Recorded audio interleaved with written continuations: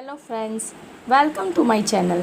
In today's session, I am going to explain you chapter number 15, Some Natural Phenomena of Science, Standard 8, Part 2. In the first session, I have already explained you that we can charge a body by rubbing it with wool, silk or with our hair, and whenever they are charged, then they can either attract or repel each other.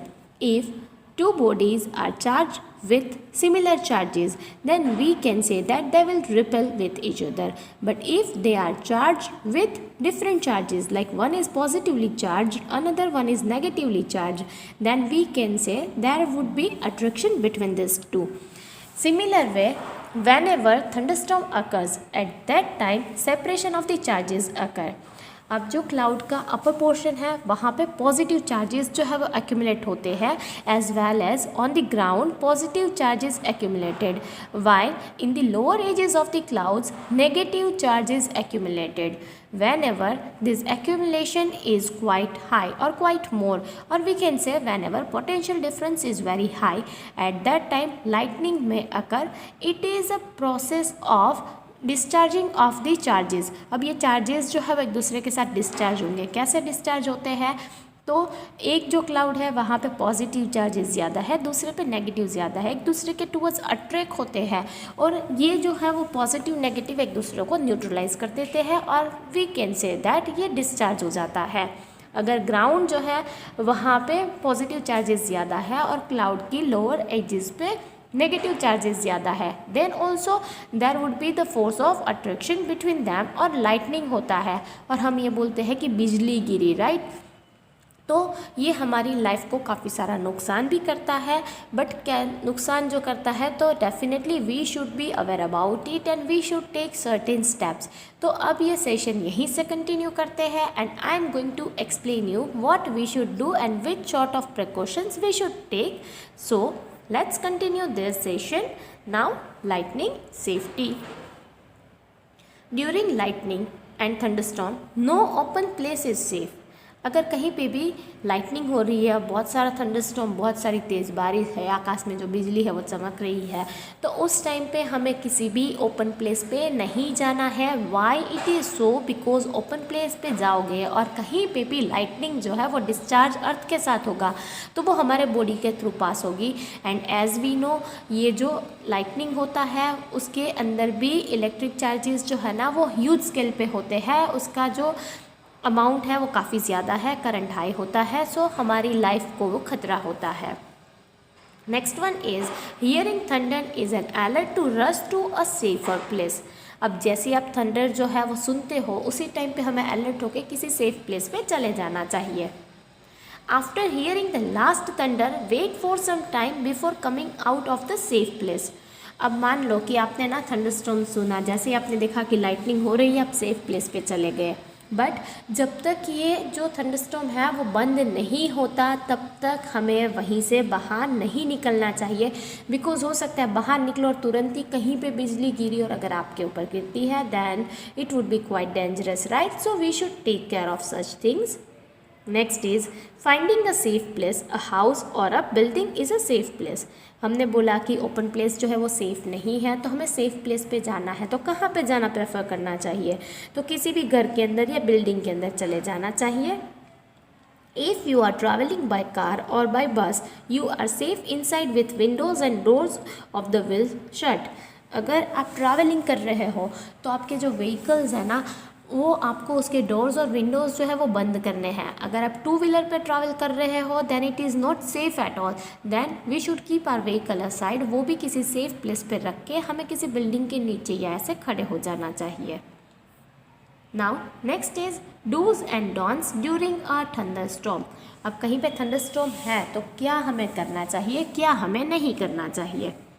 Open vehicles and open fields are not safe. ये मैंने आपको पहले ही बताया कि अगर आप open vehicles पे हो then it is not safe, so we should not travel on open vehicles or we should not visit an open field. Carrying an umbrella is not at all a good idea. अब umbrella जो है उसका handle आप सबको पता है वो metallic होता है, and we all know very well metals are good conductors of electricity. That's why हमें कहीं पर भी अम्ब्रेला लेके भी बाहर घूमने नहीं निकलना चाहिए, क्योंकि बिजली अगर गिरी ना तो वो अम्ब्रेला के थ्रू हमारे बॉडी के अंदर पास हो सकती है। Next is if in a forest take shelter under shorter trees. अगर आप फॉरेस्ट पे हो तो आपको ना शॉर्टर ट्रीज़ के नीचे आपको खड़े रहना है। वाई नॉट टॉलर, क्योंकि टॉलर ट्रीज़ है ना उसको बिजली पहले टच होगी तो वहाँ से ग्राउंड तक वो पहले पाथ जो है वो उसको मिलेगा। दैट्स वाई जो शॉर्टर ट्रीज़ है वहीं पे हमें शेल्टर लेना चाहिए। If no shelter is available and you are in open field, stay away from all trees, stay away from poles or other metal objects, do not lie on the ground। अगर आप मान लो कि कहीं पे भी shelter मिले, ऐसा है ही नहीं, पूरा ओपन प्लेस है, तो आप कहीं पे भी ट्री के नीचे खड़े नहीं रहोगे। इवन कहीं पे भी आसपास इलेक्ट्रिक पोल्स या मेटालिक ऑब्जेक्ट्स हैं तो उनके आसपास भी आप खड़े नहीं रहोगे, बिकॉज जितने भी गुड कंडक्टर्स है वहाँ से इलेक्ट्रिसिटी जो है वो पास होगी, लाइटनिंग जो है वो पास होगी। इवन हमें ग्राउंड पे लाई नहीं करना है, यानी सोना नहीं है, बिकॉज आप ग्राउंड पे सो जाते हो ना तो हमारे बॉडी का सरफेस एरिया इंक्रीज़ होता है, यानी कि हम बिजली को और ज़्यादा हमारे टुवर्ड्स पाथ देते हैं कि वहीं से जो है वो लाइटनिंग पास हो जाए। सो हमें ये नहीं करना है। Then what to do if we are at open place? Instead squat low on the ground, place your hands on your knees with your head between the hands, this position will make your smallest target to be struck। अब आपको ऐसे बैठना है, दोनों जो आपके legs है ना उनके बीच, दोनों नी के बीच ये हेड डाल देना है और ये दोनों हैंड से कवर अप करना है। यहाँ पे आपका जो एरिया होगा ना, सरफेस एरिया, वो मिनिमम होगा। सो लाइटनिंग जो है वो आपके ऊपर अट्रैक्ट करे या तो आपके थ्रू पास हो, उसके चांसेस जो है वो मिनिमम हो जाते हैं। नाउ इनसाइड द हाउस, अगर आप घर के अंदर हो तो आप क्या करोगे? Lightning can strike telephone cords, electrical wires and metal pipes during a thunderstorm. Contact with this should be avoided। Lightning जो है वो उससे क्या होगा कि वो टेलीफोन के कोड और इलेक्ट्रिक वायर्स, मेटालिक पाइप्स, इन सब के थ्रू पास हो सकती है। तो हमें इन सब चीज़ों का यूज़ नहीं करना है। It is safer to use mobile phones and cordless phones. अब मोबाइल फ़ोन और कॉर्डलेस फ़ोन जो है उसमें कहीं वायर्स कनेक्टेड नहीं है, so we can use them. Next is bathing should be avoided during the thunderstorm to avoid contact with running water। अगर thunderstorm है, बिजली कहीं पे गिर रही है या तो ऐसी कुछ सिचुएशन है तो हमें नहाना प्रेफर नहीं करना चाहिए, बिकॉज अगर हम वेट है तो हम जो है वो इलेक्ट्रिसिटी को ज़्यादा पात देंगे, because we know that tap water is also good conductor of electricity. तो हमें रनिंग वाटर के साथ भी कॉन्टेक्ट में नहीं आना है, बिकॉज अगर वो पानी की टंकी में बिजली गिरती है और आप नहा रहे हो तो वो बिजली जो है वो पानी के थ्रू आप तक आ सकती है। Electric appliances like computers, TVs, etc. should be unplugged। Electric lights can remain on, they do not cause any harm। अब कंप्यूटर है, रेफ्रिजरेटर है, टीवी है, इन सबको ना अनप्लग कर देना चाहिए, बंद कर देना चाहिए, बिकॉज ये सब ख़राब हो सकते हैं अगर बिजली गिरती है। बट ट्यूबलाइट जो है, फ़ैन है, इन सबको हार्म नहीं होता है। दैट्स वाई उनको हमें टर्न ऑफ करने की ज़रूरत नहीं है। Now next one is lightning conductors. Now question में अराइज इन योर माइंड, ये लाइटनिंग कंडक्टर्स होते क्या है? They are protective device. Now let's see how it works. Lightning conductor is a device use to protect buildings from the effect of lightning. अब lightning conductor जो है वो एक ऐसा प्रोटेक्टिंग डिवाइस है जो हमें लाइटनिंग से, यानी अगर बिजली गिरती है तो उससे प्रोटेक्शन प्रोवाइड करेगा। A metallic rod taller than the building is installed in the walls of the building during its construction। अब जब घर का कंस्ट्रक्शन होता है ना, उसी टाइम पे एक मेटालिक रोड जो है वो बनाया जाता है, बट ये मेटालिक रोड जो है वो बिल्डिंग से टॉलर होता है, बड़ा होता है। और फिर उसको क्या करते हैं?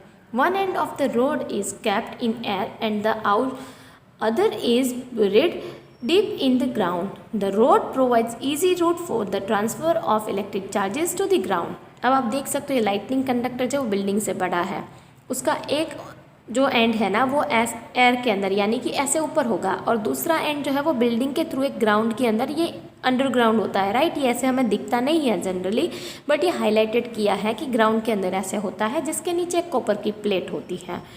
अब ये बिल्डिंग से टॉलर क्यों होता है, that would be the first question.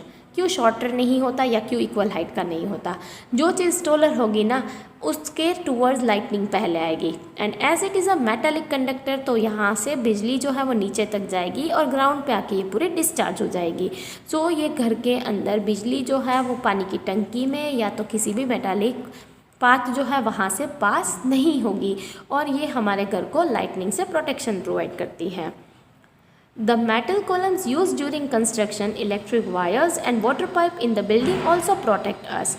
अब जितने भी हमने मेटालिक कॉलम्स यूज़ किए हैं ना उन सबको भी ग्राउंड के साथ ऐसे कनेक्ट कर देते हैं, तो वो भी हमें लाइटनिंग से प्रोटेक्शन प्रोवाइड करते हैं, जिसको अर्थिंग प्रोवाइड किया है ऐसा हम बोल सकते हैं।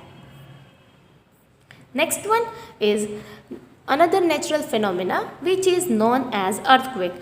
मोस्ट ऑफ आप सबने अर्थक्वेक के बारे में सुना होगा, माइट बी पॉसिबल आपको ये पता भी होगा कि अर्थक्वेक जो है वो कैसे होता है। Earthquake is a natural phenomena, we are not yet able to predict earthquake accurately, it can cause damage to human life and property on a huge scale.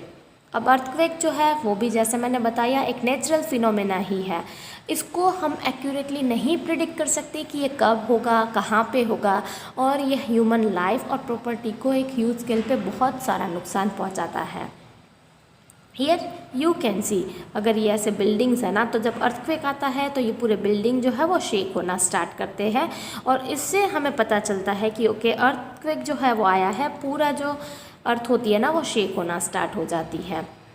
A major earthquake occurred in India on 8 October 2005 in Uri and Tangdar, town of the North Kashmir. Before that, a major earthquake occurred on 26 January 2001 in Bhuj district of Gujarat. अब major earthquake जो है वो India में कब और कहाँ पे आए, तो 8 अक्टूबर 2005 में उरी एंड टंगदर के अंदर आए थे, जो नॉर्थ कश्मीर के विलेजेस है, टाउन्स है, और गुजरात के अंदर 26 जनवरी 2001 पे भुज डिस्ट्रिक्ट पे आया था, which is the area of the Kutch. Kutch का जो ये अर्थक्वेक था वो काफ़ी डिस्ट्रक्टिव था, उसके अंदर काफ़ी सारा नुकसान भी हुआ था। सो वी कैन से कि इंडिया के अंदर भी मेजर अर्थक्वेक काफ़ी टाइम्स आ चुके हैं। अगर आप न्यूज़ देखते हो या आप न्यूज़पेपर पढ़ते हो तो आपको पता होगा कि कच्छ जो है वहाँ पे बचाव जो है वहाँ पे फ्रिक्वेंटली अर्थक्वेक आते रहते हैं। अब अर्थक्वेक जो है जब आता है तब पूरी अर्थ जो है वो शेक होती है, डजेंट मीन कि पूरे अर्थ पे अर्थक्वेक होगा, बट एक लिमिट तक उसके वेव्स जो है वो स्प्रेड होते हैं। Now next is an earthquake is a sudden shaking और trembling of the earth which last for a very short time. अब अर्थक्वेक क्या है कि सडनली अर्थ जो है ना वो शेक करना स्टार्ट करती है या तो ट्रैम्बलिंग करना स्टार्ट करती है, और ये बहुत कम टाइम के लिए ये शेकिंग होता है, बट अगर उसका मैग्नीट्यूड ज़्यादा है तो ये फ्यू सेकेंड्स के अंदर पूरी जो अर्थ है उसको डिस्ट्रॉय भी कर सकता है। It is caused by disturbance deep inside the earth's crust. अब ये होता कैसे है, तो अर्थ के क्रस्ट के अंदर जब डिस्टर्बेंस होता है, अर्थ की प्लेट के बीच मूवमेंट होता है, तब अर्थक्वेक आता है। Major earthquakes can cause immense damage to buildings, bridges, dams and people. There can be a great loss to the life and property. अब मोस्ट ऑफ जो अर्थक्वेक्स आए हैं ना जिसको हमने ऑब्जर्व किया है उसके अंदर काफ़ी सारा डैमेज हुआ है। Here you can C buildings गिर जाते हैं, डैम्स, ब्रिजेस, ये सब कुछ गिरता है, और बिल्डिंग्स के अंदर तो बहुत सारे लोग जो है ना उसके अंदर दब जाते हैं और उनकी डेथ हो जाती है। So life as well as property का ये बहुत बड़ा लॉस होता है अर्थक्वेक से। Earthquake can cause flood, landslide and tsunami. A major tsunami occurred in Indian Ocean on 26 December 2004. अब जैसे ही अर्थक्वेक आएगा ना तो क्या होता है कि अर्थ जो है वो पूरी शेक होना शुरू होती है, तो उसकी वजह से सुनामी भी आ सकता है। Here you can say landslide भी उसकी वजह से होता है। और इंडिया के अंदर ना 26 दिसंबर 2004 के अंदर सुनामी जो है वो अर्थक्वेक की वजह से ही आया था। All the coastal areas around the ocean suffered huge losses. अगर सुनामी आता है, अब अर्थक्वेक जो वाटर बॉडीज़ के अंदर आता है जिसको हम सुनामी बोलते हैं, तो उसकी वजह से कोस्टल एरिया पे जो लोग रहते हैं उनको काफ़ी सारा नुकसान होता है। Now structure of earth. अब अर्थ का स्ट्रक्चर कैसा है, अर्थक्वेक कैसे आता है। The outer most layer of earth is not in one piece, it is fragmented, each fragment is called a plate.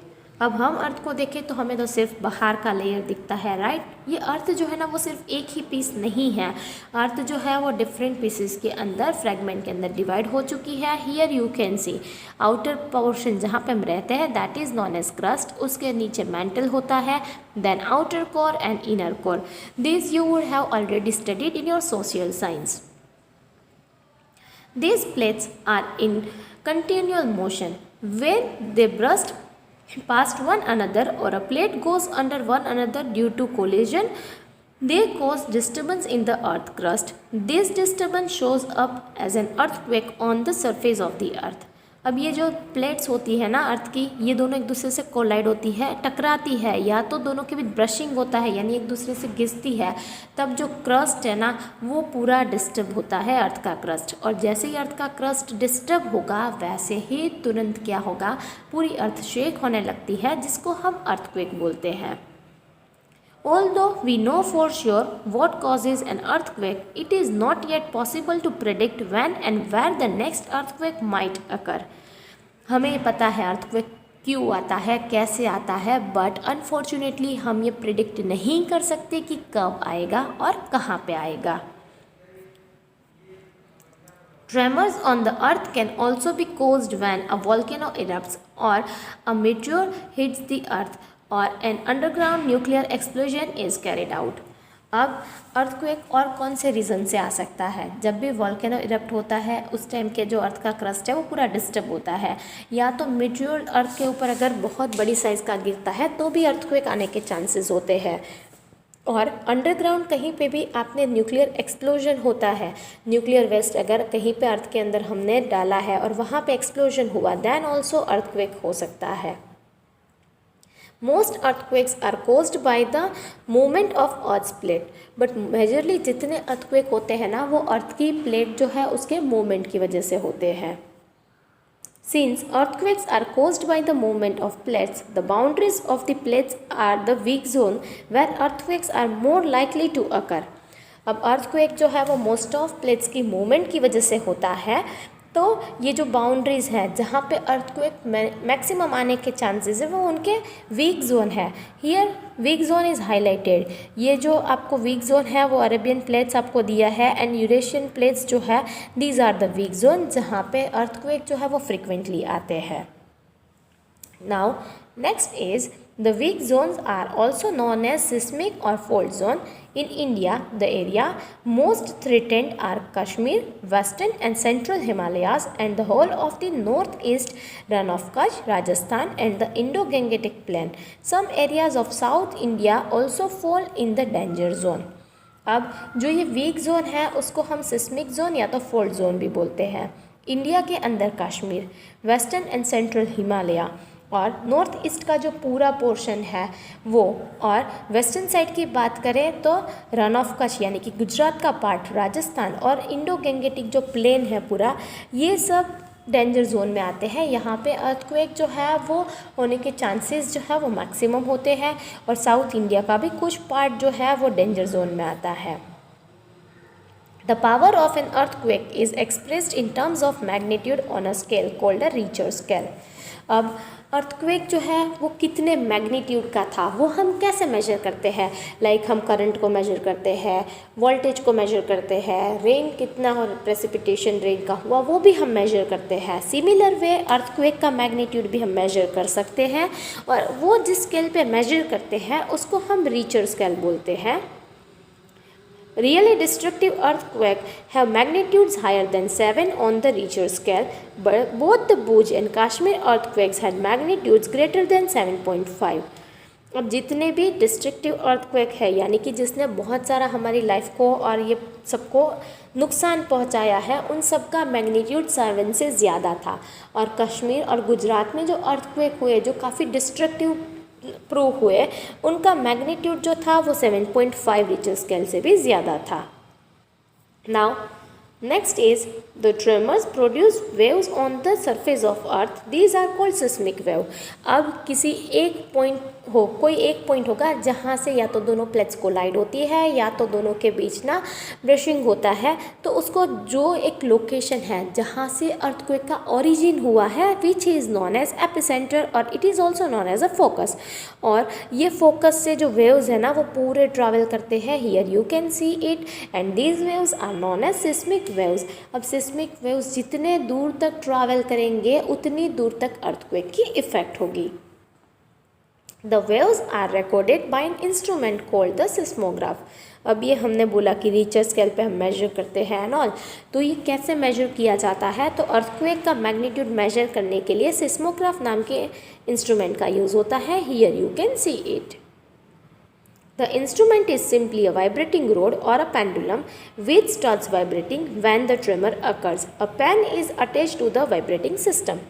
अब जैसे ही अर्थक्वेक आएगा ना तो क्या होगा? तो यहाँ पे एक वाइब्रेटिंग रोड है और वी कैन से पेंडुलम है, उसके साथ एक पेन है। जैसे ही वाइब्रेट होगा तो ये चार्ट पेपर के ऊपर पूरे वाइब्रेशंस जो है ना वो यहाँ पे नोट किए जाएंगे। Here you can C the pen records the seismic waves on a paper which moves under it. By studying these waves, scientists can construct a complete map of the earthquake.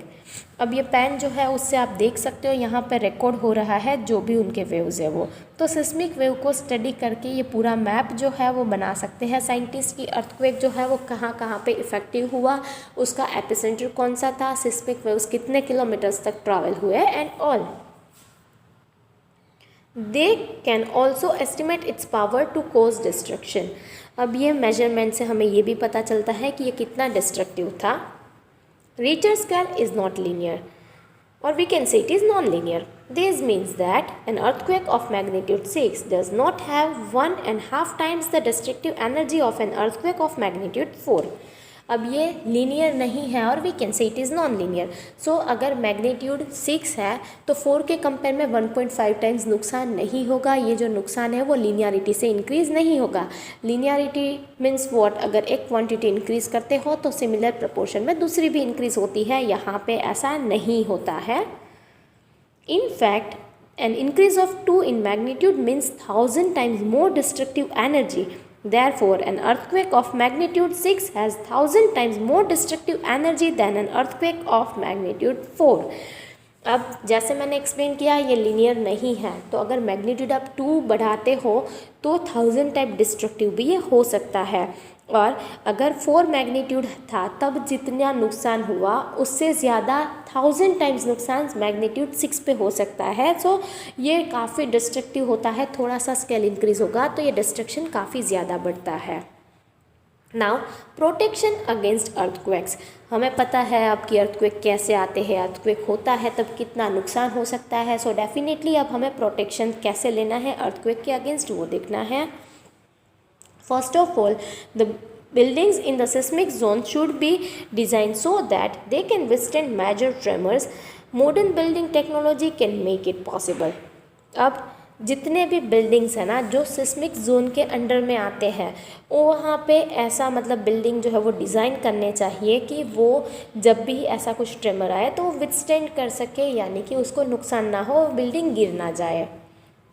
Consult qualified architects and structural engineers. अब ये building ऐसे withstand करने हैं तो क्या करना होगा, हमें क्वालिफाइड आर्किटेक्ट्स हैं उनको कंसल्ट करके बिल्डिंग जो है उनके डिज़ाइंस बनाने होंगे।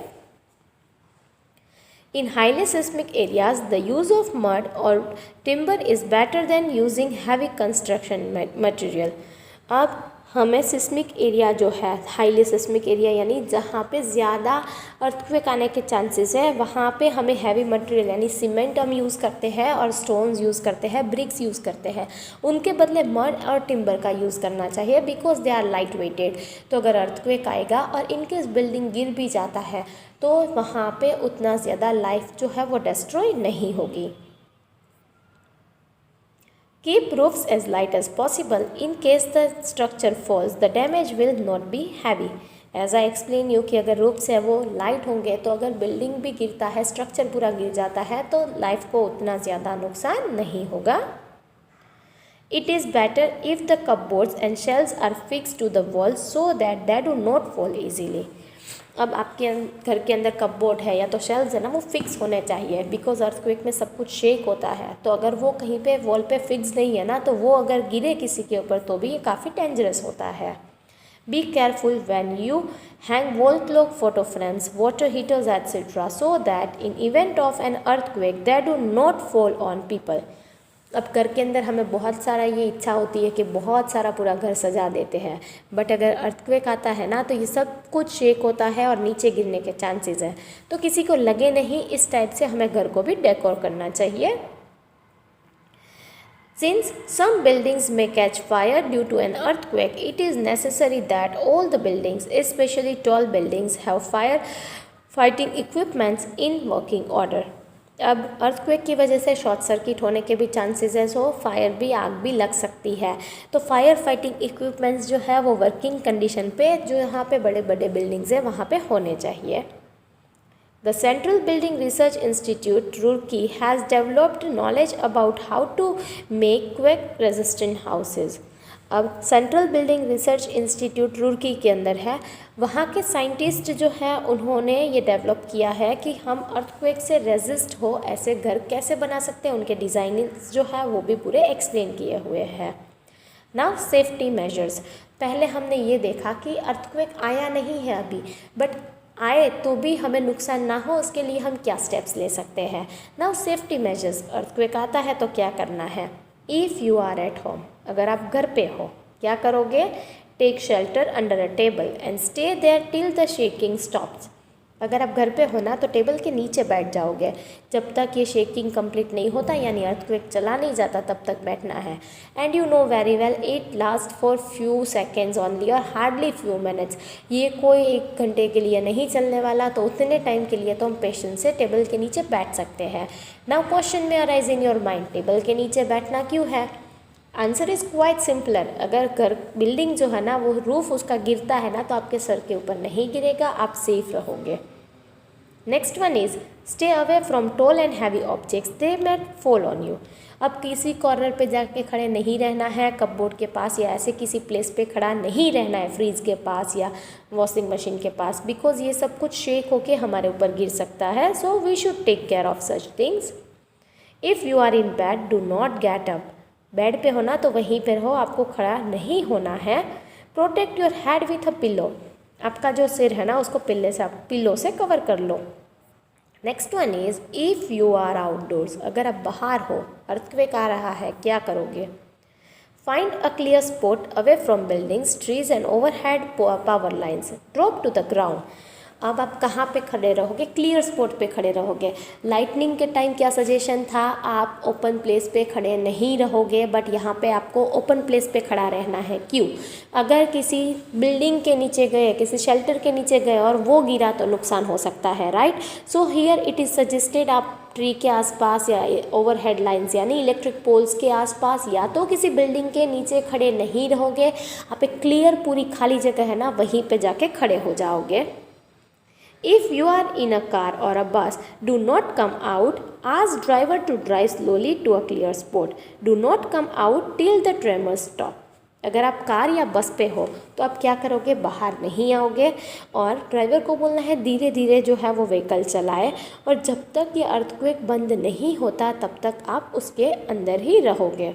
Here I have explained you entire chapter that what we should do if such kind of the natural phenomenon occurs. So you should be aware about these things, and you should also make aware to your family members regarding this kind of the phenomenon. Thank you.